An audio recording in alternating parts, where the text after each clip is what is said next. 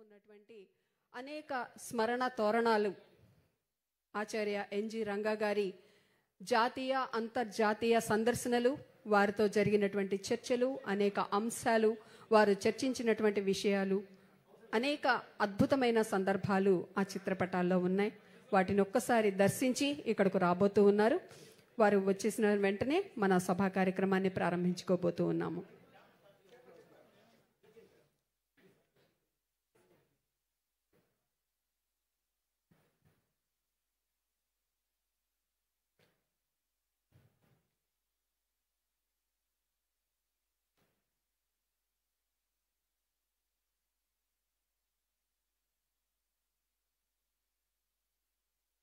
వారు photo exhibition దర్శించిన వెంటనే మరి వేదిక మీదకు విచ్చేస్తారు.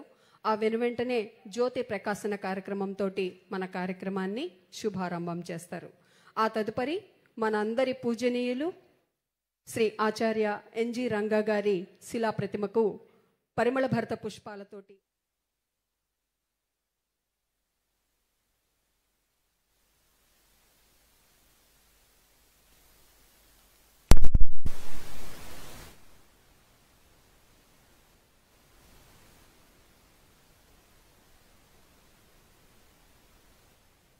కోరుతూ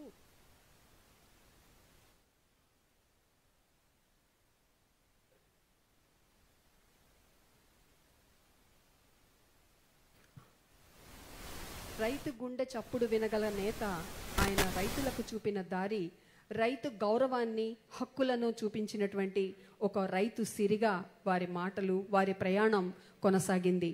అటువంటి అంశాలతో ఈరోజు సేకరించినటువంటి చిత్రపటాలతోటి ఒక చక్కటి ఫోటో సెషన్ అక్కడ జరుగుతూ ఉంది, ఫోటో ఎగ్జిబిషన్ జరుగుతూ ఉంది.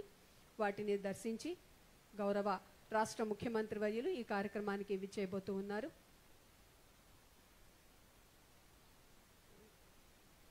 మన దేశానికి మట్టి తల్లి అయితే ప్రాణం పోసేది రైతన్న.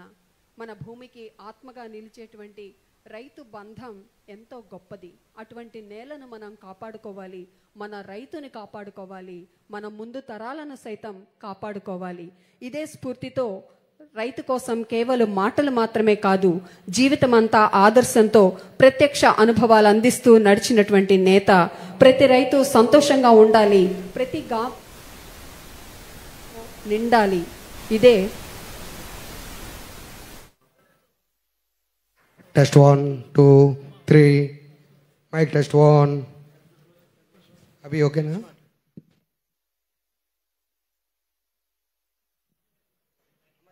గౌరవనీయ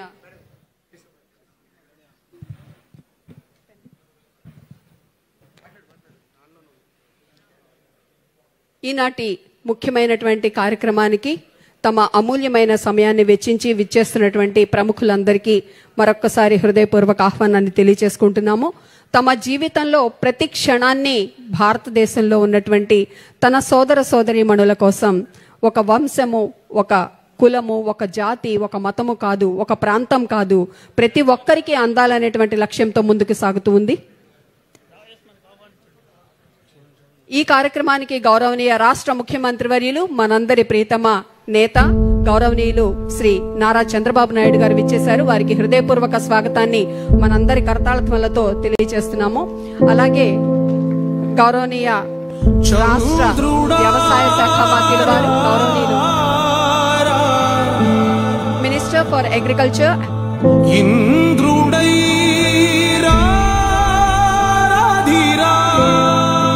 గౌరవనీయ శ్రీ అచ్చెన్నాయుడు గారు, అలాగే గౌరవనీయ పార్లమెంట్ సభ్యులు నర్సరావుపేట శ్రీ లావు శ్రీకృష్ణదేవరాయలు గారు విచ్చేశారు. వారికి హృదయపూర్వక స్వాగతం. అలాగే గుంటూరు ఈస్ట్ గౌరవనీయ శాసనసభ్యులు గౌరవనీయులు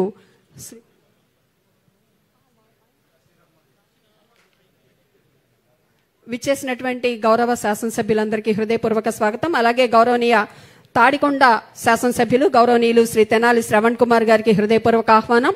అలాగే ప్రత్తిపాడు గౌరవనీయ శాసనసభ్యులు శ్రీ బూర్ల రామాంజనేయులు గారికి హృదయపూర్వక ఆహ్వానం తెలియజేసుకుంటున్నాము. అలాగే శ్రీ రామినేని కిషోర్ బాబు గారు ట్రస్టీ, వారికి హృదయపూర్వక ఆహ్వానం తెలియజేస్తున్నాం. ఆచార్య రంగా ట్రస్టీ. అలాగే శ్రీ లింగం కృష్ణ శంకర్ గారు ట్రస్టీ గారు, వారికి హృదయపూర్వక ఆహ్వానాన్ని రావాల్సిందిగా వేదిక మీదకు తెలియజేసుకుంటున్నాము. శ్రీమతి గళ్ళా మాధవి గారు గుంటూరు పశ్చిమ నియోజకవర్గ శాసనసభ్యురాలు, వారికి సగౌరవంగా వేదిక మీదకు స్వాగతం తెలియజేస్తున్నాము. అలాగే శ్రీ కుంచాల రామకృష్ణ గారు రైతు వర్యులు, వారికి మనందరి కరతాళ ధ్వనుల మధ్య వేదిక మీదకు స్వాగతం తెలియజేసుకుంటున్నాం. శ్రీ కుర్రా శ్రీనివాస్ బాబు గారు సైంటిస్ట్ గారు, వారికి హృదయపూర్వక ఆహ్వానాన్ని తెలియజేసుకుంటున్నాము. Welcome sir.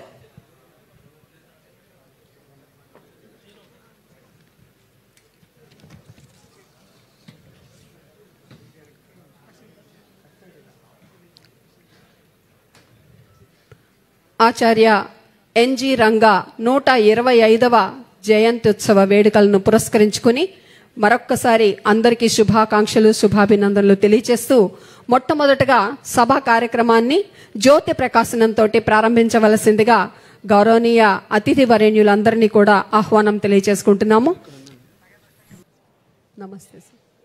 ఇక ఒక్కసారి అందరూ లేచి నిలబడి ప్రస్తుతం జాతీయ గీతాన్ని పాడుతున్నటువంటి సందర్భంలో దానికి గౌరవాన్ని వందే మాతరం పాడుతున్న సందర్భంలో వారికి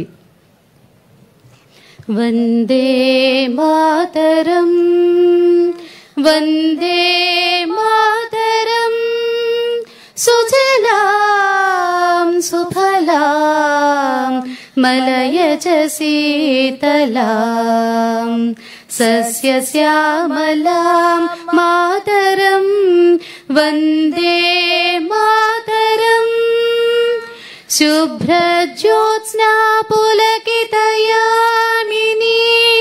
పుల్లకుసుమితం ద్రుమదళశోభినీం సుహాసినీం సుమధురభాషిణీం సుఖదాం వరదాం మాతరం వందే మాతరం వందే మాతరం.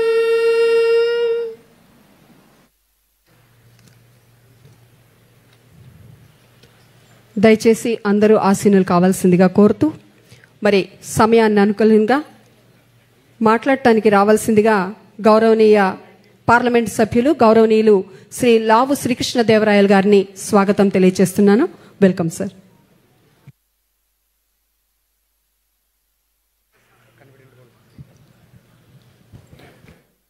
ఆచార్య ఎన్జి రంగా గారి 125వ జయంతి సందర్భంగా ఇక్కడికి ముఖ్య అతిథిగా విచ్చేసిన ఆంధ్ర రాష్ట్ర ముఖ్యమంత్రి వర్యులు నారా చంద్రబాబు నాయుడు గారికి, మన అగ్రికల్చర్ మినిస్టర్ గారు అచ్చెన్నాయుడు గారికి, గుంటూరు జిల్లా ఎమ్మెల్యేలందరికీ, వేదిక పైన ఉన్న పెద్దలందరికీ, కుటుంబ సభ్యులందరికీ, అలాగే వేదిక ముందున్న పెద్దలందరికీ కూడా పేరు పేరున నా హృదయపూర్వక నమస్కారం. ఈరోజు ఈ సభను చూస్తూ ఉంటే నిన్నగాక మొన్న జరిగిన ఒక విషయం గుర్తొస్తూ ఉంది. దాచేపల్లి వెళ్ళటం జరిగింది. బట్రుపాలెం అనే గ్రామం. అక్కడికి వెళ్తే ఒక ఆవిడ, మొత్తం ట్రైబల్స్, ఒక ఆవిడ ముందుకు వచ్చి, అయా ఎంపీ గారు మీరంటే నాకు ఇష్టమో అంది. అంటే బాగా పనిచేస్తున్నారు అంది. అంటే ఏ విధంగా అమ్మా అన్న అడిగితే, మీరు బూతులు మాట్లాడట్లేదు, మీరు అవినీతి చేయట్లేదు అని ఎవరిని పరుషంగా మాట్లాడరు. అందుకని నాకు అప్పుడు అనిపించింది, ఈరోజు మరింతగా గట్టిగా అనిపిస్తూ ఉంది. అంటే ఒక ఎంపీగా మమ్మల్ని చాలా ఎక్స్పెక్టేషన్స్ అనేది మా మీద చాలా లోగా ఉన్నాయనేది, బూతులు మాట్లాడకపోతేనే చాలా బాగా పనిచేస్తున్నట్లు అని, కరప్షన్ లేకపోతేనే బాగా పనిచేస్తున్నట్లు అనేది ఈరోజు అనే పరిస్థితుల్లో ఆచార్య ఎన్జి రంగా గారిని గుర్తు చేసుకోవాల్సిన అవసరం ఉంది. ఎందుకంటే ఒక ప్రజాప్రతినిధిగా ఉన్నప్పుడు ఇవి కాదు, ముఖ్యంగా చేయవలసింది, చూడవలసింది పాలసీ పరంగా మనం ఏమన్నా చేయగలుగుతున్నామా, అలాగే విధానపరంగా ఏమన్నా మన వైపు ఉన్న సూచనలు, సలహాలు ఇవ్వగలుగుతా ఉన్నామా, పార్లమెంట్లో ఏ విధంగా మనం ప్రవర్తిస్తున్నాం, ఏ విధంగా మాట్లాడుతూ ఉన్నాం, జరిగే డిబేట్లో మనం ఏ విధంగా పాల్గొంటున్నాం, చేసే చట్టాల్లో మనం ఏ విధంగా ప్రజల దగ్గర నుంచి అభిప్రాయాలు తీసుకొని వాటిని మనం ఎలా దాంట్లో పొందుపరుస్తున్నాం, వీటిపైన మనం మాట్లాడాలి, మనం సమయాన్ని కేటాయించాలి, దాన్ని ప్రజలు హర్షించాలని చెప్పి ఆచార్య ఎన్జీ రంగా గారిని చూస్తే మనందరికీ గుర్తు వస్తుంది. ఆయన దాదాపు 10 సార్లే లోక్సభకి ఎన్నికవడం జరిగింది, 50 సంవత్సరాలు లోక్సభలో ఉండటం జరిగింది. ఆయన పూర్తి సమయం వీటి మీద కేటాయించారు. పాలసీ పరంగా అగ్రికల్చర్ మాట్లాడారు, రైతుల పరంగానే మాట్లాడారు, ప్రజల పక్షానే మాట్లాడారు. అధికారంలో ఉండి కాంగ్రెస్ పార్టీలో ఉన్నా కూడా ప్రజల పక్షానే మాట్లాడారు, రైతాంగం పక్షానే మాట్లాడారు. కాంగ్రెస్లో ఉండి కూడా సోషలిజానికి వ్యతిరేకంగా మాట్లాడారు, సోషలిజంతో ఈ అనర్థాలు జరుగుతూ ఉన్నాయి అని చెప్పి. కాబట్టి ఇది ఈరోజు ఏదైతే ప్రజలకి నాయకులుగా మా పైన ఎక్స్పెక్టేషన్ మేము పెంచుకోవాలి, దానికి స్ఫూర్తి ప్రదాత ఆచార్య ఎన్జీ రంగా గారని చెప్పేదానికి ఈ ప్రయత్నం. అలాగే యూనివర్సిటీ పరంగా కూడా ఆచార్య ఎన్జీ రంగా అగ్రికల్చర్ యూనివర్సిటీ అద్భుతమైన లొకేషన్లో ఉంది. ఆంధ్ర రాష్ట్రం మొత్తం కూడా, దేశం మొత్తం కూడా ఆంధ్ర రాష్ట్రం వైపు చూస్తూ ఉంది. అగ్రికల్చర్ పరంగా, ఉత్పత్తి పరంగా ఏ క్రాప్ చూసినా కానీ అత్యధికంగా మనం ప్రొడ్యూస్ చేయగలుగుతూ ఉన్నాం. చాలా బాగా చేస్తూ ఉన్నారు రైతులు. ఇటువంటి మంచి యూనివర్సిటీ ఉంది. కానీ యూనివర్సిటీ అనేది కూడా కేవలం డిగ్రీలు ఇచ్చేది కాదు. యూనివర్సిటీ అంటే ఇక్కడ మాత్రమే పరిశోధనలు చేసేది కాదు. యూనివర్సిటీ అంటే ఇక్కడ మాత్రమే పేపర్లు పబ్లికేషన్ చేసుకునేది కాదు.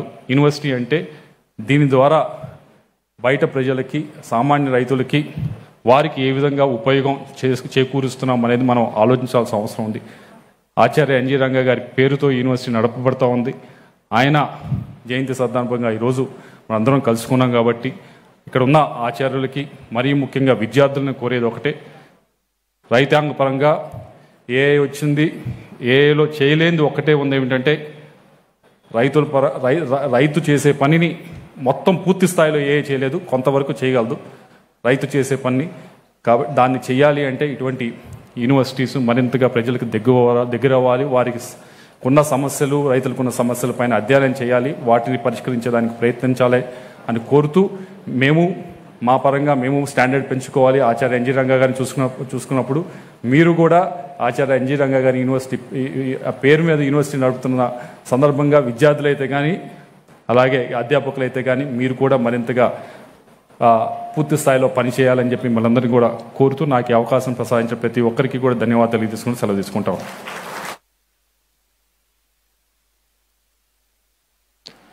గౌరవనీయ వ్యవసాయ శాఖ, పశు సంవర్ధక శాఖ, డైరీ ఉత్పత్తులు మరియు మత్స్య శాఖ మంత్రులు గౌరవనీయులు శ్రీ కింజారపు అచ్చెన్నాయుడు గారిని మాట్లాడవలసిందిగా స్వాగతం తెలియజేస్తున్నాం. ప్రముఖ స్వతంత్ర సమరయోధులు, రైతు బాంధవుడు,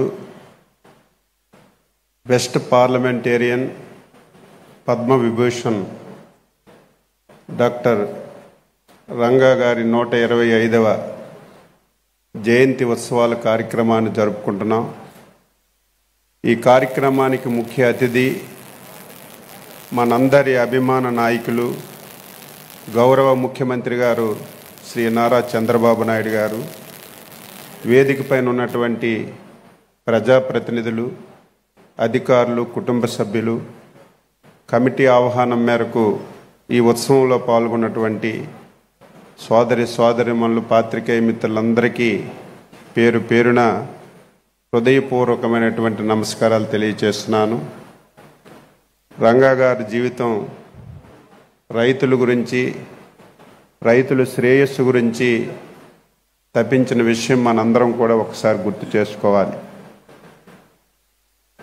1996లో మన నాయకులు శ్రీ నారా చంద్రబాబు నాయుడు గారు ఉమ్మడి ఆంధ్రప్రదేశ్ రాష్ట్రానికి ముఖ్యమంత్రిగా అయిన తర్వాత రంగా గారు రాజకీయ జీవితం కానీ, ఆయన వ్యక్తిగత జీవితం కానీ ఎక్కువ సమయం రైతు గురించి, రైతు శ్రేయస్సు గురించి కృషి చేశారనే ఉద్దేశంతో ఆ రోజే ఎవరికీ రానటువంటి ఆలోచన వచ్చి మన యూనివర్సిటీకి రంగా గారి పేరు పెట్టిన విషయం మనందరం కూడా ఒకసారి గుర్తు చేసుకోవాలి. మళ్ళీ ఆంధ్ర రాష్ట్రం విడిపోయిన తర్వాత కూడా ఆ అదృష్టం మళ్ళీ మన నాయకులకే దొరికింది. రాష్ట్రం విడిపోయిన తర్వాత ఈ రాష్ట్రానికి కొత్తగా మళ్ళీ అగ్రికల్చర్ యూనివర్సిటీ వస్తే అది సొంత జిల్లా రంగా గారి జిల్లాలో ఏర్పాటు చేసి మళ్ళీ ఇక్కడ చంద్రబాబు నాయుడు గారు ఏర్పాటు చేయడం కూడా చాలా సంతోషం అని చెప్పి ఈ సందర్భంగా తెలియజేస్తున్నాను. రంగా గారికి మా జిల్లాతో చాలా అవినాభావ సంబంధం. సర్దార్ గౌతులచ్చన్న గారు లంగా గారి యొక్క అనుంగ శిష్యుడు. ఆయన ఒక సందర్భంలో మా జిల్లా నుంచి పార్లమెంట్ సభ్యులుగా ఎన్నికయ్యారు. ఒకసారి రంగా గారు ఎన్నికల్లో ఓడిపోతే లచ్చన్న గారు మా జిల్లాలో శాసనసభ్యుడిగా పార్లమెంట్ సభ్యుడిగా గెలిచారు.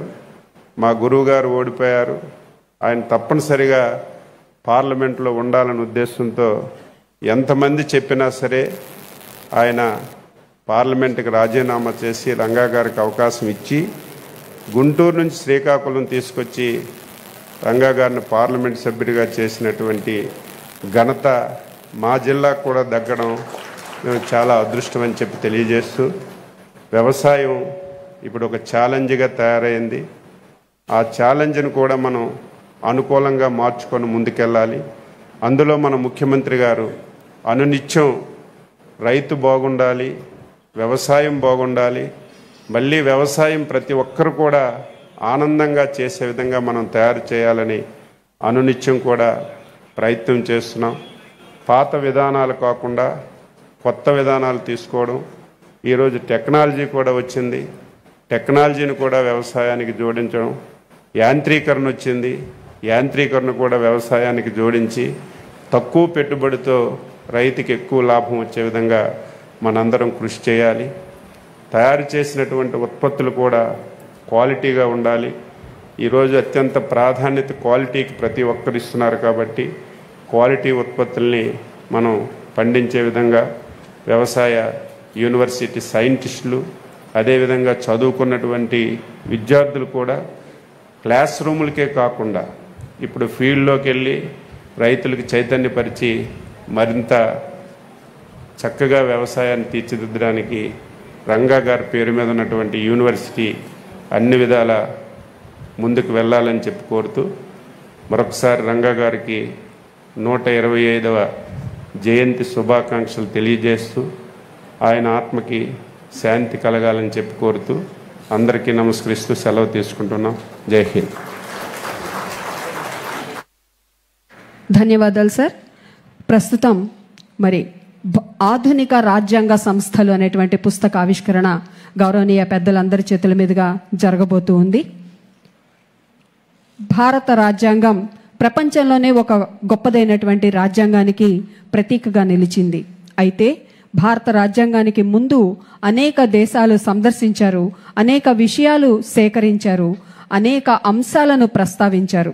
దాంతో పాటుగా మరి దానికి ముందుగానే భారత రాజ్యాంగం ఆవిష్కరణకు ముందుగానే 1932లో పబ్లికేషన్ చేసినటువంటి పుస్తకాన్ని ఇప్పుడు గౌరవ రాష్ట్ర ముఖ్యమంత్రి వర్యులు అలాగే విచ్చేసినటువంటి పెద్దలందరి చేతుల మీదుగా ఈ ఆవిష్కరణ జరుగుతూ ఉంది. గౌరవనీయ వ్యవసాయ శాఖ మాచిల్ వారు గౌరవనీయులు శ్రీ కె అచ్చెన్నాయుడు గారు, అలాగే గౌరవ పార్లమెంట్ సభ్యులు శ్రీ లావు శ్రీకృష్ణదేవరాయలు గారు, అలాగే మరి గౌరవ సభ్యులందరి చేతుల మీదుగా మరి ప్రస్తుతం పుస్తక ఆవిష్కరణ పూర్తయింది. ఇప్పుడు మరి విచ్చేసినటువంటి అతిథి వరేణ్యులలో ప్రత్యేకమైనటువంటి సేవలు అందించినటువంటి రైతులకు వారికి ఇప్పుడు ఒక చక్కటి గౌరవ సూచకంగా ఫెలిసిటేషన్ చేస్తూ ఉన్నారు. వారికి స్వాగతం.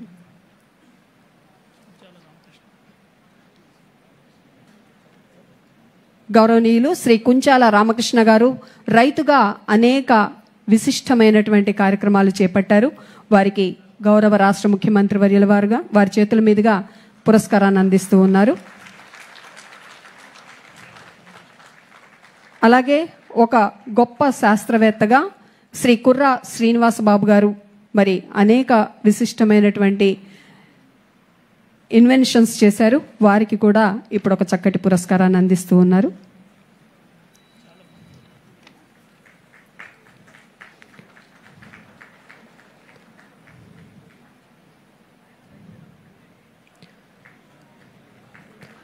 కరతాళ ధ్వనులతో మనం కూడా వారికి అభినందనలు తెలియచేసుకుందాము. గౌరవనీయులు పద్మ విభూషణ్ ఆచార్య ఎన్జి రంగా గారి మనవడి స్థానంలో ఉన్నారు శ్రీ రామినేని ఫణిరాజ్ గారు. వారిని వేదిక మీదకు సాదరంగా ఆహ్వానిస్తూ మనందరి కరతాళ మధ్య వారికి మైక్ హ్యాండ్ ఓవర్ చేస్తున్నాను.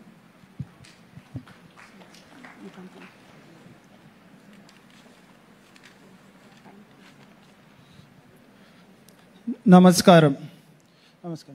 We are gathered today to celebrate Acharya N.G. Ranga Garu, the farmer's conscience of our nation, freedom fighter, scholar, and a tireless organizer. He built platforms for peasants to stand tall and be heard, carrying their cause from village meetings across India to the parliament. His life's work was never a slogan, it was a movement, one that earned him the nation's highest civilian honors and people's lasting gratitude forever and ever. In that same spirit of service and progress, it is my privilege to welcome our Honorable Chief Minister, Sri Nara Chandrababu Naidu Garu, a visionary reformer who opened new doors for youth through technology and enterprise. Once again, who leads the re-architecting of a modern, forward-looking Andhra Pradesh. If Acharya Ranga Garu taught us why farmers must stand tall, Sri Naidu Garu shows us how innovation can carry that courage into tomorrow. Sir, thank you for joining us today as we honor a legacy that continues to guide our conscience and strengthens your mission for a prosperous and inclusive Andhra Pradesh. Thank you, sir.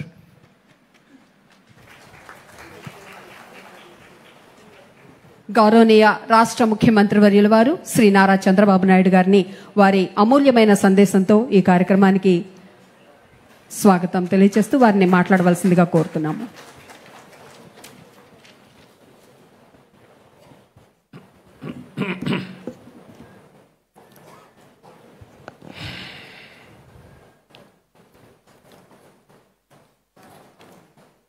సహచర మంత్రివర్గ సభ్యులు, గౌరవనీయులు శ్రీ అచ్చెన్నాయుడు గారు, గౌరవ parliament సభ్యులు లావు కృష్ణదేవరాయలు గారు,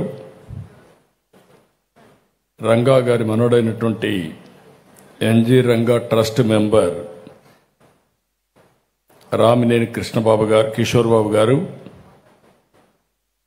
ఇంకొక రంగా గారి కుటుంబ సభ్యులు ఎన్జి రంగా ట్రస్ట్ మెంబర్ లింగం కృష్ణశంకర్ గారు, ఫార్మర్ ప్రోగ్రెసివ్ ఫార్మర్ రామకృష్ణ గారు, ఇంకో పక్క సీనియర్ సైంటిస్ట్ కుర్రా శ్రీనివాసరావు గారు, వేదిక పైన గౌరవ శాసనసభ్యులు తాడికొండ శ్రవణ్ కుమార్ గారు, అదే మరి రామాంజలి గారు, అదే మరిగా మిగిలిన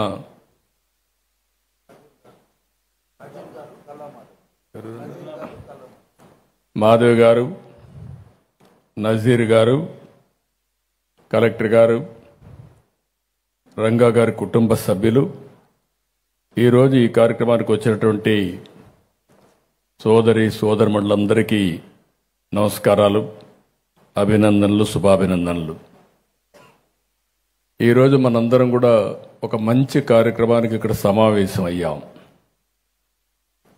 ఆచార్య ఎన్జి రంగా గారు 125 సంవత్సరాలు పూర్తి చేసుకున్న సందర్భంగా ఈరోజు జయంతి ఉత్సవాలు జరుపుకుంటున్నాం. అదేవిధంగా ఈరోజు మనం ఆలోచిస్తే వందే మాతరం గీతాన్ని రచించిన రోజు, ఈ రోజుటికి 150 సంవత్సరాలు అవుతుంది. అది కూడా నవంబర్ 7వ తారీఖున ఆ గీతాన్ని ఆయన ఆ రోజు ఆలపించారు. అదే సమయంలో ఎన్జి రంగారావు కూడా అదే రోజున పుట్టారు. ఈ రెండు కోయిన్సిడెన్స్ అయినా ఇది ఒక చరిత్ర అని చెప్పి మరొకసారి మీ అందరికీ తెలియజేస్తున్న ఒక హిస్టరీ ఇది. ఎందుకంటే మనం 1875 నవంబర్ 7వ తారీఖున వందే మాతరం రాయడం, అక్కడి నుంచి జాతి ఉద్యమం కోసం, స్వాతంత్ర పోరాటం కోసం ముందుకు పోయే పరిస్థితి వచ్చింది. అదే సమయంలో 1900లో ఇదే రోజు నవంబర్ 7వ తారీఖున రంగా గారు పుట్టారు. ఈయన కూడా స్వాతంత్ర పోరాటంలో పోరాడి, ఈరోజు ఏదైనా స్వాతంత్ర పోరాట యోధుల గురించి మాట్లాడుకుంటే అందులో అగ్రస్థానంలో ఎన్జి రంగా గారు ఉంటారని చెప్పి మరొకసారి మీ అందరికీ విజ్ఞప్తి చేసుకుంటున్నాను. ఆయన బాగా చదువుకున్నాడు. ఆంధ్ర క్రిస్టియన్ కాలేజ్ దగ్గర నుంచి ఆక్స్ఫోర్డ్ వరకు చదువుకున్నారు. ఆర్థిక శాస్త్రంలో పట్టా తీసుకుని ఆర్థిక శాస్త్ర ప్రొఫెసర్గా ఆయన రాణించారు. కానీ ఆ రోజు ఉద్యోగం చేయాలంటే బ్రహ్మాండంగా చేసుకుండొచ్చు, కానీ గాంధీజీ పిలుపు అందుకుని ఆయన స్ఫూర్తిగా తీసుకుని 1929 సంవత్సరాల్లో సహాయ నిరాకరణ ఉద్యమంలో అడుగుపెట్టాడు. 1930లో సెంట్రల్ అసెంబ్లీలో ప్రవేశించి దేశం గురించి బలమైన వాదనలు వినిపించారు. సైమన్ కమిషన్కి వ్యతిరేకంగా పోరాడారు. రౌండ్ టేబుల్ సమావేశంలో పాల్గొని రైతు సమస్యల గురించి బ్రిటిష్ పాలకులకు వినిపించే విధంగా, తెలిసే విధంగా అనేక సందర్భాల్లో పోరాటాలు చేశారు. క్విట్ ఇండియా ఉద్యమం, ఆ సమయంలో జైలు జీవితాన్ని గడిపిన త్యాగమూర్తి ఎన్జి రంగా గారు. చిన్నప్పటి నుంచి వ్యవసాయ కుటుంబంలో పుట్టారు. రైతులంటే ఎంతో ఇష్టం. 1933 అంటే 33 ఏళ్లలోనే ఎన్జి రంగా గారు ఆంధ్ర రైతాంగ ఉద్యమాన్ని ముందు నడిపించారు. వెంకటగిరి జమీందారు అణిచివేతకు వ్యతిరేకంగా రైతులకు అండగా పోరాడారు. ఇంకొక పక్కన 1934లో నిడుబ్రోల్లో దేశంలోనే మొట్టమొదటిసారిగా రైతులకు శిక్షణా పాఠశాలలు పెట్టి నిర్వహించిన వ్యక్తి. 1936 అఖిల భారత కిసాన్ సభ స్థాపించి దేశవ్యాప్తంగా తిరిగారు. అనేక మీటింగ్లు పెట్టారు. రైతు ఉద్యమాల్లో ఆ రోజుట్లోనే ఒక పక్క దేశం కోసం స్వాతంత్ర సమరంలో పోరాడారు. అదే మరి రైతు ఉద్యమాల్లో రైతుల కోసం ఎనలేని సేవలందించారు. ఆయన ఎప్పుడు కూడా రైతుల హక్కుల కోసం, వ్యక్తిగత స్వేచ్ఛ కోసం ఎన్నో పోరాటాలు చేశారు. రైతు భూములను ప్రభుత్వం సామూహికంగా ఆస్తుల్ని మార్చే కుట్రల్ని 1959 నాగ్పూర్ తీర్మానం ద్వారా రంగా గారు గట్టిగా వ్యతిరేకించారు. 1971 ప్రజాస్వామ్య బలగాలను ఏకం చేసే ప్రయత్నంలో ప్రధాన పాత్ర పోషించారు. ఆయన జీవితంలో కీలక ఘట్టం 1964 17వ రాజ్యాంగ సవరణకు వ్యతిరేకంగా పార్లమెంట్లో ప్రసంగించి రైతు భూమిని కట్టడి చేసే చట్టాన్ని ఆపారు. అది ఒక చరిత్ర. అదే సమయంలో మీరు ఒకసారి చూస్తే సాక్షాత్తు ఆనాటి నెహ్రూ ప్రధానమంత్రిగా ఉండి ఈయన ఒత్తిడికి తలవొగ్గారు. రంగాజీ, పార్లమెంట్లో ఉన్నంతకాలం భారత రైతు ధైర్యంగా నిద్రపోవచ్చు, అది మీ ఒక్కరికే సాధ్యమని చెప్పిన వ్యక్తి ఎన్జి రంగా గారు. ఎన్జి రంగా గారి జీవితం ఒక పోరాటమే కాదు, ఆయనలో ఒక రచయిత, శాస్త్రవేత్త, తత్వవేత్త ఉన్నారు. అందుకే ఆయన 65 పుస్తకాలు రాశారు ఇంగ్లీష్లో, 15 తెలుగులో రచనలు చేశారు. ప్రపంచ రాజ్యాంగ రూపకల్పన ఉద్యమంలో పాల్గొని వరల్డ్ కాన్స్టిట్యూంట్ అసెంబ్లీ ప్రక్రియలో సంతకం చేశారు. ఎన్జి రంగా పోరాటాలకు, సేవలకు ఎన్నో అవార్డులు వచ్చాయి. పద్మ విభూషణ అవార్డు వచ్చింది. ఆ రోజు ఇవన్నీ చూసిన తర్వాత నేను ముఖ్యమంత్రి అయిన మొదట్లో హైదరాబాద్ అగ్రికల్చర్ యూనివర్సిటీ ఉంటే ఆ యూనివర్సిటీకి ఎన్జి రంగా గారి పేరు పెట్టి ఆ యూనివర్సిటీ ముందుకు తీసుకుపోయాను. ఆ తర్వాత రాష్ట్రం విడిపోయిన తర్వాత కొత్త రాష్ట్రం వస్తే ఎన్జి రంగా గారి యూనివర్సిటీ పేరు మార్చారు.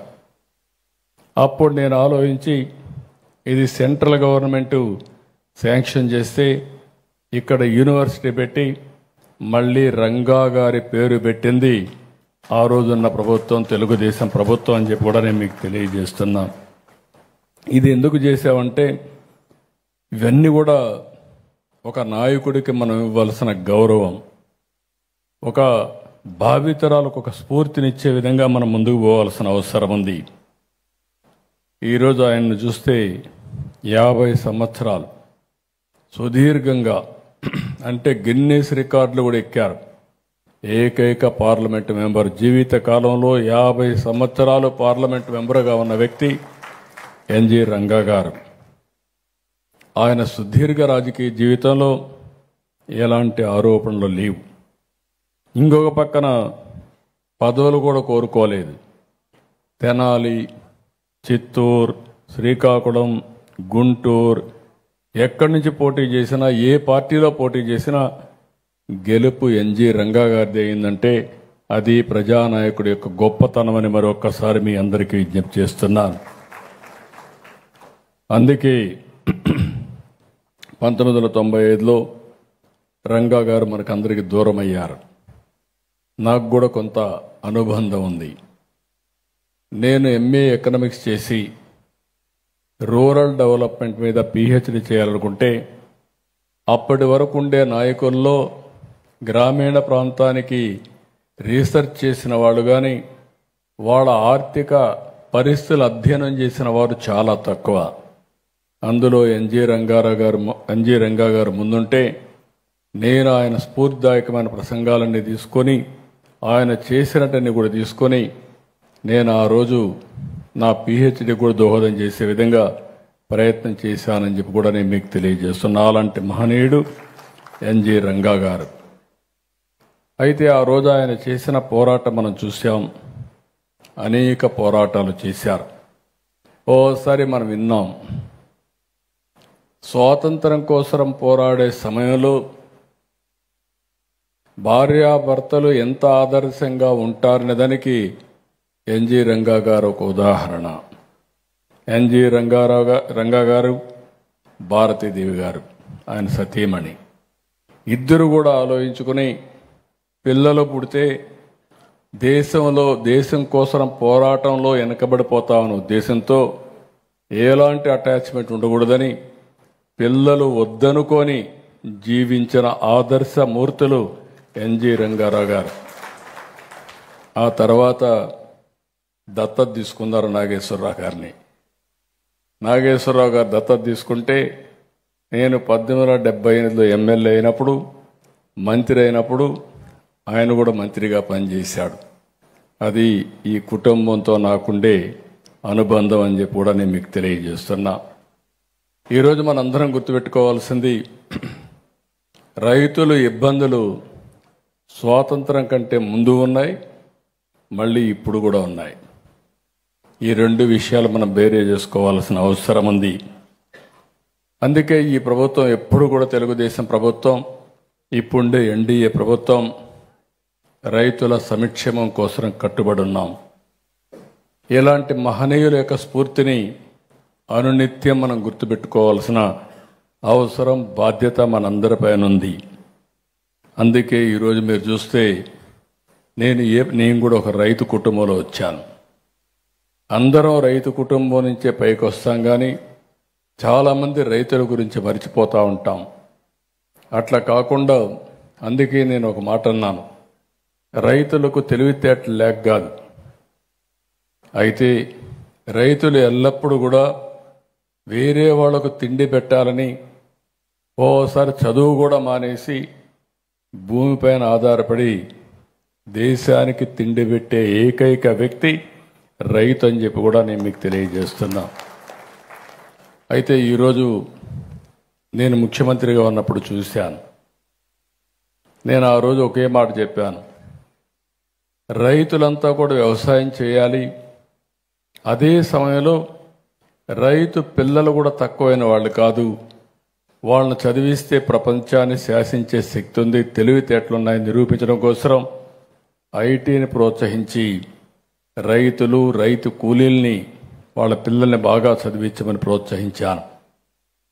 ఆధునిక యుగంలో, నాగరిక ప్రపంచంలో, టెక్నాలజీ ఏజ్లో మనం అందరం దీన్ని అందిపుచ్చుకోవాల్సిన అవసరం ఉందని చేస్తే ఈరోజు ఏ ఊరికి వెళ్ళినా ఆ ఊర్లో సగం మంది ఐటీ చదువుకొని ప్రపంచం మొత్తం వెళ్ళారు.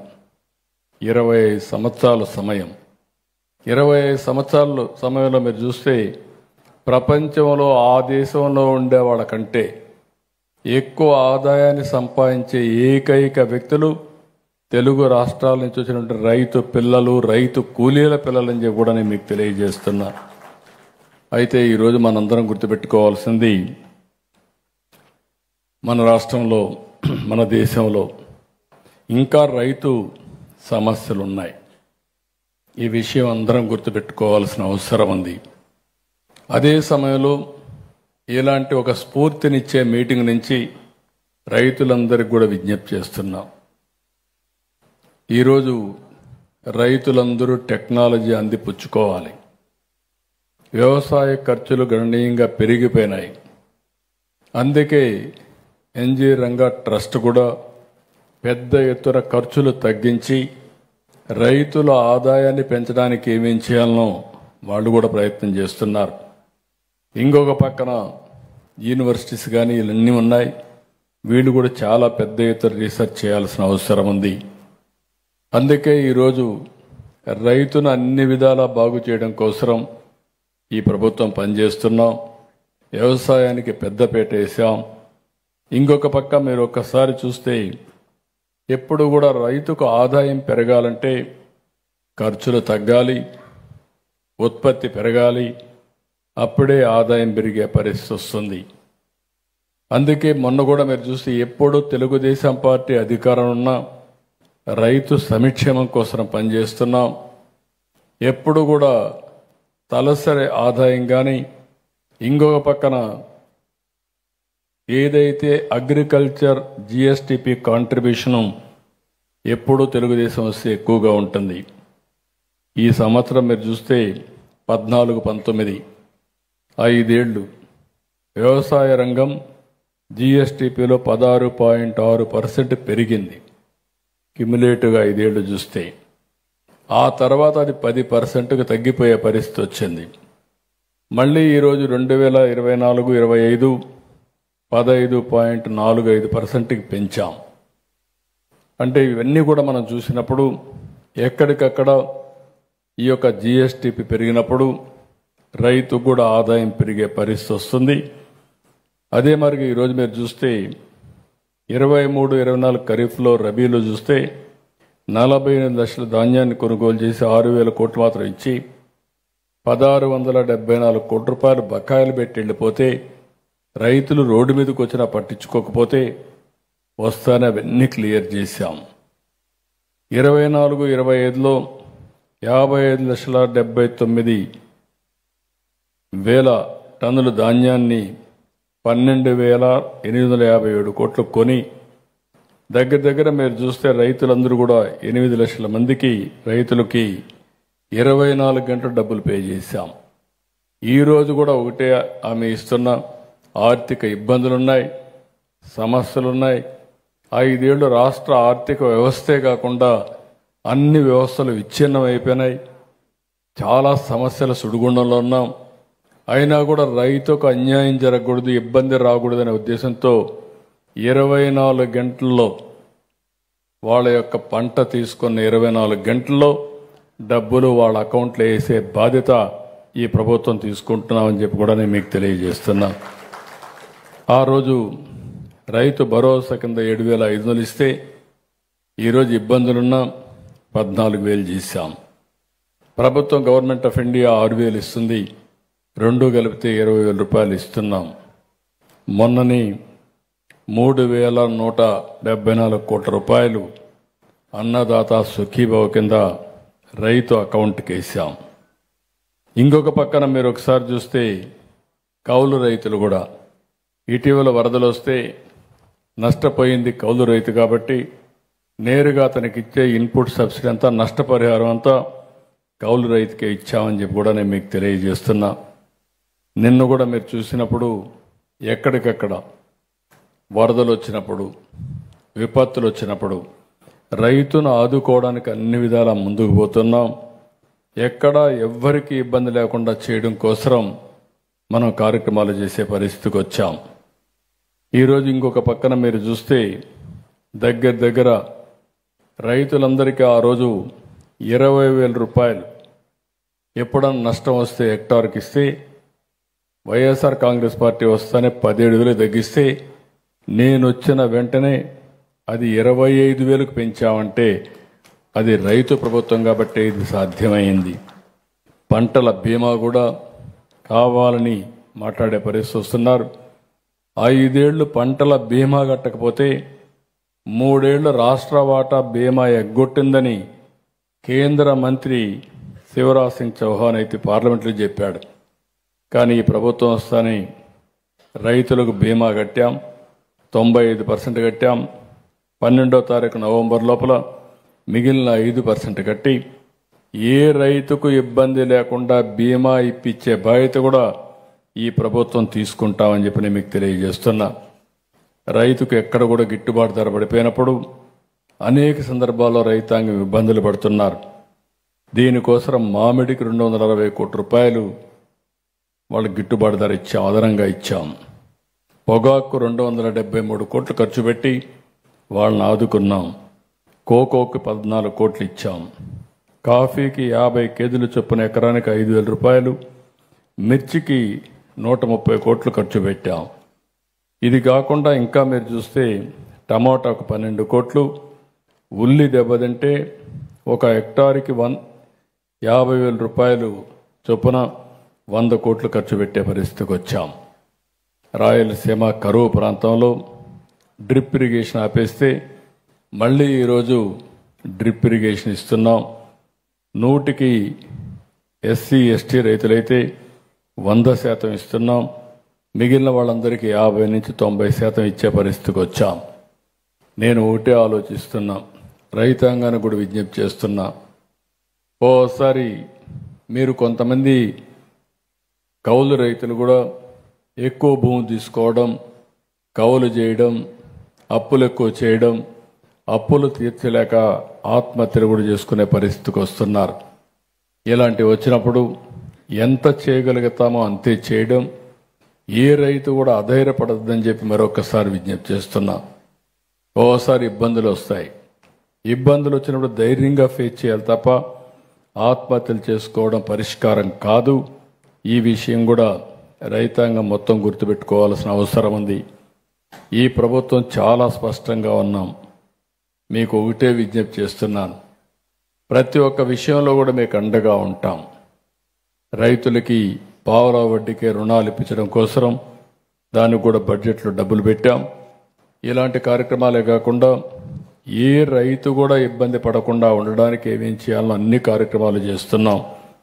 ఇంకొక పక్కన మీరు చూస్తే సాగునీరు, రైతుకు కావాల్సిన వ్యవసాయం జరగాలంటే ఎక్కడికక్కడ సాగునీరు ఉండాలి. నీరుంటే వ్యవసాయం సుజావుగా జరుగుతుంది.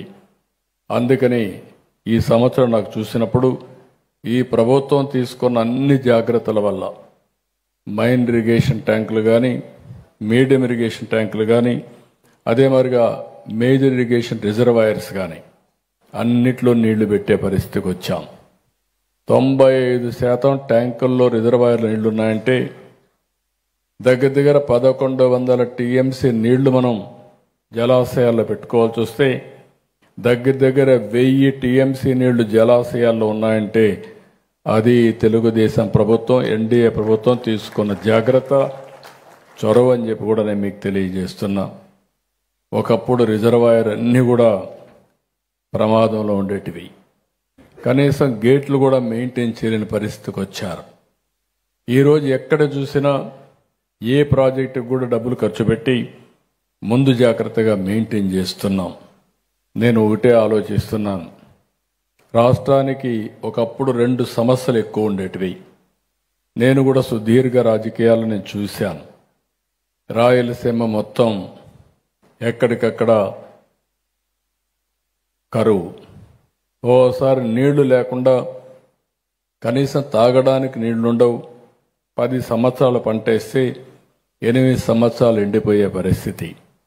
అలాంటిది ఈరోజు ఎన్టీ రామారావు గారి స్ఫూర్తితో అన్ని రిజర్వాయర్లు పూర్తి చేయగలిగాం. రాయలసీమలో మొత్తం ఒక చరిత్ర రాయడానికి శ్రీకారం చుట్టిన పార్టీ ఈ తెలుగుదేశం పార్టీ అని చెప్పి కూడా నేను మీకు తెలియజేస్తున్నా. నేను ఒకటే నా జీవితంలో ఆలోచిస్తున్నాను. ఈ రాష్ట్రంలో ఒక సమస్య కరువుని శాశ్వతంగా నివారించడానికి కార్యక్రమాలు చేపట్టాం. అది సమర్థవంతంగా చేయగలుగుతాం. రెండో పక్కన తుఫాన్లు కూడా వస్తూ ఉంటాయి. రైతు నష్టపోయేది రెంట్తో నష్టపోతున్నారు. మూడోది మీరు ఒకసారి ఆలోచిస్తే పండించిన పంట అనేక కారణాల వల్ల గిట్టుబాటు ధర రాకుండా పోవడం. ఈరోజు ప్రజల్లో కూడా ఒక పక్కన నిన్నే చూశారు మీరు. మన రాష్ట్రంలో తుఫాన్ వస్తే ఆ తుఫాన్ అయితే రాష్ట్రాన్ని అతలాకుతలం చేసే పరిస్థితి వస్తే దాని నుంచి ఏ విధంగా బయటపడాలని ఆలోచించినప్పుడు టెక్నాలజీని పర్ఫెక్ట్ చేసి ప్రాణ నష్టాన్ని పూర్తిగా తగ్గించగలిగాం. ఇంత పెద్ద తుఫాన్ వస్తే 2 చనిపోయారంటే అది కూడా మేము ఎన్ని చెప్పినా వినకుండా తెల్లవారితో నిద్రలేసి మామూలుగా వాళ్ళు చేసే మార్నింగ్ కాల్స్ కోసం బయటపోవడం. ఇంకొక అతను ఎన్ని చెప్పినా వినకుండా సముద్రంలో ఒక చిన్న బోట్ ఉంటే దాన్ని బయట దగ్గర తెచ్చుకోవాలని చెప్పవడం. వీళ్ళిద్దరూ చనిపోయే పరిస్థితి వచ్చింది. వాళ్ళు కూడా చనిపోకూడదనేది నా కోరిక. అదే సమయంలో చాలా వరకు రిజర్వాయర్స్ అన్ని మేనేజ్ చేశాం. ఎంత వర్షం పడుతుందో చూసాం. ఫ్లడ్ మేనేజ్మెంట్ చేశాం. ఇంటింటికి అలర్ట్ చేశాం. ప్రతి ఒక్కరి ఇంటికి వెళ్ళి జాగ్రత్తలు చెప్పాం. దీనివల్ల కొంతవరకు ఆస్తి నష్టాన్ని, పూర్తిగా ప్రాణ నష్టాన్ని కాపాడింది ఈ ప్రభుత్వం అని చెప్పి కూడా నేను మీకు తెలియజేస్తున్నా. భవిష్యత్తులో కూడా ఇదే విధంగా ముందుకు పోతాం. అదే సమయంలో మన రైతాంగానికి అందరికి పిలిపిస్తున్నా. ఎంతోమంది త్యాగాలు చేశారు. ఎంతోమంది నాయకులు రైతుల కోసం పనిచేశారు. ఈరోజు ప్రపంచం మొత్తం ఆహారపు అలవాట్లు కూడా మారిపోయినాయి. ఒకప్పుడు ప్రతి ఒక్కరు కూడా రైసే తినేవాళ్ళం. ఒకప్పుడు ఎన్టీ రామారావు గారు తెలుగుదేశం పార్టీ పెట్టక మునుపు రాయలసీమలో రైస్ కూడా తినేది వాళ్ళు కాదు. రాగులు, సజ్జలు, జోనులే తినేవాళ్ళు. ఫస్ట్ టైం అన్నం తినే పరిస్థితి వచ్చిందంటే అది 2 రూపాయల కేజీ బియ్యంతో ప్రారంభమైంది. ఇది వాస్తవం. అయితే ఈరోజు మీరు ఇంకొకసారి ఆలోచిస్తే ఎక్కడికక్కడ ఆహారపు అలవాట్లు మారిపోతున్నాయి. రైస్ తినేవాళ్ళు తగ్గిపోతున్నారు. ఎందుకంటే ఈ రోజంతరం కూడా ప్రోటీను లేకుంటే కార్బోహైడ్రేట్స్ తగ్గించి న్యూట్రిషియస్ ఫుడ్కి వెళ్ళిపోయే పరిస్థితికి వస్తూ ఉంది. అందుకే రాష్ట్రంలో కూడా రైతాంగం మారాల్సిన అవసరం ఉంది. ఆ మార్పు కోసమే రాయలసీమని ఒక హార్టికల్చర్ హబ్గా, కోస్టల్ ఆంధ్రప్రదేశ్ని ఒక అక్వాకల్చర్ హబ్గా, వాణిజ్య పంటలకు ఎక్కువ ప్రాధాన్యత ఇచ్చి ప్రపంచంలో మారిన ఆహారపు అలవాట్ల ప్రకారం మనం కూడా పంటల మార్పిడి చేసుకోవాల్సిన అవసరం ఉంది. ఇంకొక పక్కన మనం ఒకసారి ఆలోచిస్తే మనం పండించిన పంటలు కొన్ని దేశాలు దిగుమతి చేసుకోవడానికి కూడా ఇష్టపడడం లేదు. దానికి కూడా కారణం ఉంది. మనం ఎక్కువ ఎరువు వేస్తున్నాం. ఇంకొక పక్క క్రిమి సంహారక మందులు ఎక్కువ కొడుతున్నాం. ఈ రెంటి వల్ల ఆ దేశాల్లో టెస్టులు వచ్చేసాయి. ఒకప్పుడు టెస్ట్ చేయడానికి అవకాశం లేదు కాబట్టి తినేసేవాళ్ళు, కానీ ఇప్పుడు టెస్టులు వచ్చిన తర్వాత రిజెక్ట్ చేస్తున్నారు. మీరందరూ గుర్తుపెట్టుకోవాలి, ఇటీవల పంజాబ్, ఒకప్పుడు ఆంధ్ర, పంజాబ్ 2 రాష్ట్రాలు దేశానికి అన్నపూర్ణ. తిండి కావాలంటే ఈ రాష్ట్రాల నుంచి బియ్యం రావాలి, అప్పుడే మనం అందరం కూడా అన్నం తినేవాళ్ళం. అలాంటిది ఈరోజు పంజాబ్లో ఒక ట్రైన్ ప్రతిరోజు ఒక 2 ట్రైన్లు ఢిల్లీకి వెళ్తాయి. ఢిల్లీకి ఎందుకు వెళ్తాయంటే క్యాన్సర్ పేషెంట్లు తీసుకొని ఢిల్లీకి ట్రీట్మెంట్ తీసుకుపోయే పరిస్థితికి వచ్చింది. అంటే మనం పండించే పంట ఎంత ప్రమాదమో మనం గుర్తుపెట్టుకోవాల్సిన అవసరం ఉంది. అందుకే నేను 15-16 ప్రాంతంలోనే నేచురల్ ఫార్మింగ్కి, ప్రకృతి సేద్యానికి ముందుకు పోయాం. మంచి ఫలితాలు వస్తున్నాయి. ఈరోజు ప్రపంచంలోనే నేచురల్ ఫార్మింగ్ ఎక్కువ పండించే రాష్ట్రం ఆంధ్రప్రదేశ్ రాష్ట్రం. అలాంటి రాష్ట్రంలో మీరు మళ్ళీ ఒకటేసారి చెప్తున్నా, దానికి అగ్రిటెక్ను కూడా జోడిస్తాం. ఇప్పుడు డ్రోన్స్ వచ్చాయి.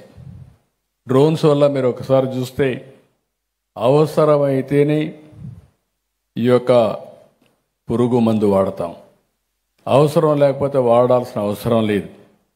ఇంతవరకు రైతులందరూ ఒకటే గుర్తుపెట్టుకోవాలి, ఎవరైతే పెస్టిసైడ్స్ పెట్టుకున్న షాప్ వాళ్ళు చెప్తే ఎన్నిసార్లు కొట్టాలనో కొట్టే పరిస్థితిలో ఉన్నాం.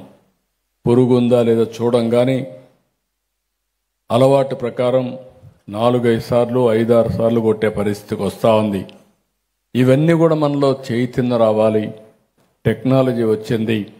అందుకనే ఈరోజు డ్రోన్స్ కూడా నేను వినియోగించడం కోసం ఎక్కడికక్కడ డ్రోన్ పంపించి ఎప్పటికప్పుడు పెస్ట్ ఉంటేనే అక్కడ పెస్టిసైడ్ సప్లై చేస్తాం. ఇంకొక పక్క ఒక సెల్ ఫోన్ తీసుకొని పొలంలో చూసుకుంటే మన పొలంలో పురుగు పట్టిందంటే నేరుగా మెసేజ్ పెడితే డ్రోన్ వచ్చి చూసి కన్ఫర్మ్ చేసుకొని ఎక్కడ పురుగు ఉంటే అక్కడే మందు కొట్టే ఏర్పాట్లు చేసేదానికి శ్రీకారం చుడుతున్నాం. ఇంకొక పక్క మనిషి ఆరోగ్యానికి మన శరీరం చాలా ముఖ్యం. అందుకే మనం ఎప్పటికప్పుడు టెస్టులు చేసుకుంటూ ఉంటాం. మన యొక్క దీంట్లో బాడీలోని జెనెటిక్ ప్రాబ్లమ్స్ ఉన్నాయా, డెఫిషియన్సీస్ ఉన్నాయా, లేకుంటే బ్లడ్ టెస్ట్ చేసుకుంటే ఎలాంటి సమస్యలు ఉన్నాయి, అవన్నీ చేసుకొని ఎట్లా కరెక్ట్ చేసుకోవాలో చేసుకుంటూ ఉంటాం. అదేవిధంగా భూమిలో కూడా మీరు ఒకసారి ఆలోచిస్తే ఏదైనా కానీ మైక్రో న్యూట్రియంట్స్ లేనప్పుడు ఆ భూమికి మైక్రో న్యూట్రియంట్స్ వేయడం పోయి మనం ఏం చేస్తున్నట్టు ఎరువులు వాడుతున్నాం, మనం కెమికల్ ఫెర్టిలైజర్స్ వాడుతున్నాం. కెమికల్ ఫెర్టిలైజర్స్ ఏదైనా మన బాడీలో కూడా ఏదైనా ఇబ్బంది వస్తే స్టీరాయిడ్ ఇస్తే ఆ స్టీరాయిడ్ వల్ల స్టిమ్యులేషన్ వస్తుంది తప్ప ఫలితం ఉండదు, నెగిటివ్ ఇంపాక్ట్ ఉంటుంది. అదే మరిగా పొలాల్లో కూడా కెమికల్ ఫెర్టిలైజర్స్ ఉపయోగించినప్పుడు ఇదే ఫలితాలు ఉంటాయి తప్ప భూసారం పెరగదని చెప్పి కూడా నేను మీకు తెలియజేసుకుంటున్నాను. ఇలాంటివన్నీ కూడా మనకు చాలా సమస్యలు ఉంటాయి. అందుకే నేను ఒకటే చెప్తున్నా, ఈరోజు ఇలాంటి సమావేశాలు అవసరం. ఈరోజు ఎన్జీ రంగా గారు ఒక స్ఫూర్తి ప్రదాత. ఎవ్వరూ పెట్టనప్పుడే గ్రామాల్లో గ్రామ సభలు పెట్టి చిన్న చిన్న మీటింగ్లు పెట్టి ప్రజా చైతన్యం తీసుకొచ్చిన వ్యక్తి ఎన్జీ రంగా గారు అని చెప్పి కూడా నేను మీకు తెలియజేస్తున్నా. దేశంలో రైతుల కోసం పోరాడిన వాళ్ళు చాలా తక్కువ. ఆ విధంగా పోరాటం చేసిన వారిలో అగ్రస్థానంలో ఎన్జీ రంగా గారు ఉన్నారని చెప్పి కూడా నేను మీకు తెలియజేసుకుంటున్నాను. ఈరోజు ఇక్కడుండే ట్రస్ట్ కూడా నేను ఇప్పుడే కుటుంబ సభ్యులతో మాట్లాడినప్పుడు వారు ఒకటే మాట్లాడుతున్నారు. కిషోర్ కుమార్ గారు ఆయన వేరే విధంగా సంపాదించిన డబ్బులు రంగా గారి స్ఫూర్తితో ఇక్కడ ఖర్చు పెట్టే పరిస్థితికి వచ్చారు. ఇది ఉదాత్తమైన కార్యక్రమం అని చెప్పి నేను మీకు తెలియజేసుకుంటూ వారి కుటుంబ సభ్యుల్ని మనస్ఫూర్తిగా అభినందిస్తున్నా. 125 సంవత్సరాల తర్వాత కూడా మరిచిపోకుండా ఆయన వారసత్వాన్ని కాపాడు కోసం మళ్ళా రైతుల పట్ల పక్షపాతిగా ఉండడానికి మీ కుటుంబం పనిచేస్తూ ఉంది. అలాంటి కుటుంబాన్ని మరొక్కసారి మనస్ఫూర్తిగా అభినందిస్తూ ఈరోజు ఈ యొక్క కార్యక్రమానికి వచ్చిన మిమ్మల్ని అందరినీ కూడా మరొక్కసారి విజ్ఞప్తి చేస్తున్నా. వందే మాత్రం ఏ విధంగా అయితే మనకు ముఖ్యమో అదేవిధంగా ఎన్జీ రంగా గారు చెప్పిన మాటలు కూడా చాలా ముఖ్యం. ఆయన ఒక మాట చెప్పాడు, రైతు గౌరవం దేశ గౌరవం, రైతు అభివృద్ధి దేశాభివృద్ధి.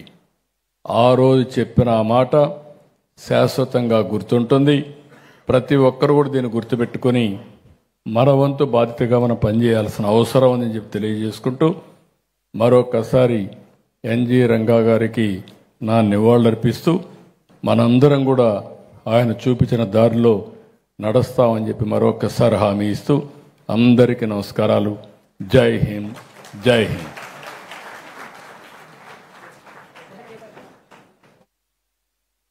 సార్, గౌరవనీయ రాష్ట్ర ముఖ్యమంత్రి వర్యులు ఆచార్య ఎన్జి రంగా గారి 125వ జయంత్యుత్సవ వేడుకలకు విచ్చేసినందుకు వారికి కృతజ్ఞతాపూర్వకంగా ఒక పట్టు సాలవతోటి ఒక చిరు సత్కారాన్ని అందిస్తూ ఉన్నారు. శ్రీ రామినేని కిషోర్ బాబు గారు, ట్రస్టీ, వారు in collaboration with Pranadhara project వాళ్ళు కూడా మరి అన్ని కూడా చేస్తూ వచ్చారు. శ్రీ ఆచార్య ఎన్జి రంగా గారి ఆశయాలను ముందుకు తీసుకువెళ్లేటువంటి దిశలో ఈ చక్కటి కార్యక్రమాన్ని వారు రూపొందించారు. వారందరికీ హృదయపూర్వక ధన్యవాదాలు తెలియజేస్తూ గౌరవనీయ రాష్ట్ర ముఖ్యమంత్రి వర్యులు శ్రీ నారా చంద్రబాబు నాయుడు గారికి పట్టు సెలవుతోటి ధన్యవాదాలు తెలియజేస్తున్నారు.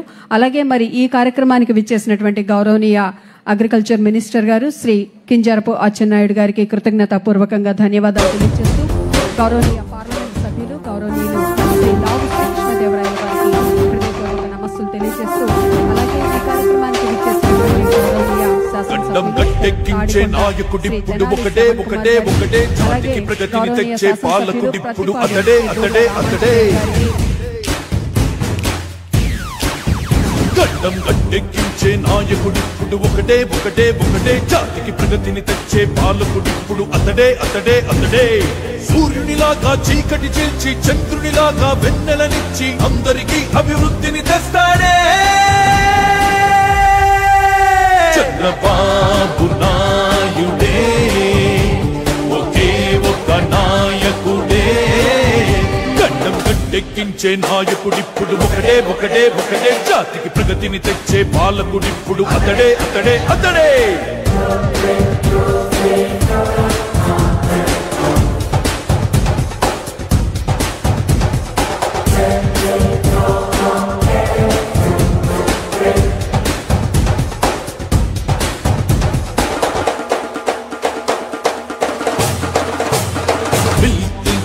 రప్పించి బిల్గేట్స్ మెప్పించి ఏలిన A1 స్టేట్స్ మ్యాన్.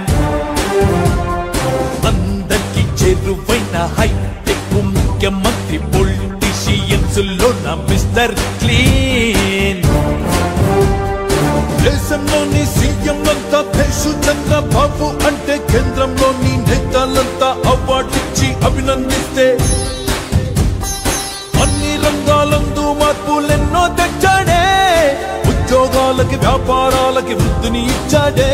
ప్రపంచ పటాన ఆంధ్రప్రదేశుని ప్రత్యేకంగా చూపాడే చంద్రబాబు నాయుడే. ఒకే ఒక నాయకుడే. గడ్డం గట్టెక్కించే నాయకుడిప్పుడు ఒకటే ఒకటే ఒకటే జాతికి ప్రగతిని తెచ్చే పాలకుడిప్పుడు అతడే అతడే అతడే.